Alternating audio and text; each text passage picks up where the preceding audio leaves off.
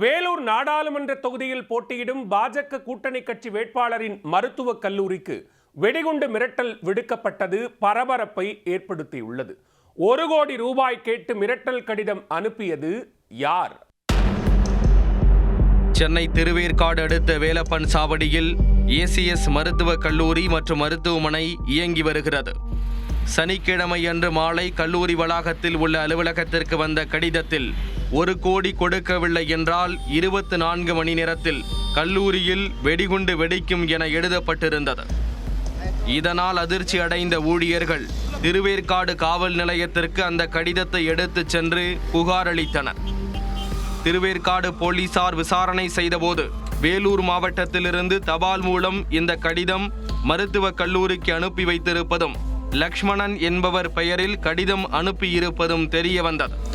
Avadi police commissioner அலுவலகத்தில் உள்ள வெடிகுண்டு நிபுணர்கள் மோப்பனாய் உதவியுடன் மருத்துவக் கல்லூரி முழுவதும் வெடிகுண்டு ஏதேனும் உள்ளதா என தீவிர சோதனை மேற்கொண்டனர். நீண்ட நேர சோதனைக்கு பிறகு வெடிகுண்டுகள் ஏதும் சிக்காததால் மிரட்டல் கடிதம் வெறும் புரளி என தெரிய வந்தது. ஏசிஎஸ் கல்லூரியின் நிறுவனர் ஏசி சண்முகம் வேலூர் நாடாளுமன்ற தொகுதியில் பாஜக கூட்டணி சார்பில் போட்டியிடுகின்றார். அது சம்பந்தமாக மிரட்டல் விடுக்கும் தொனியில் கடிதம் வந்ததா அல்லது வேறு ஏதேனும் காரணம் உள்ளதா என்ற கோணத்தில் திருவேற்காடு போலீசார் விசாரணை நடத்தி வருகின்றனர்.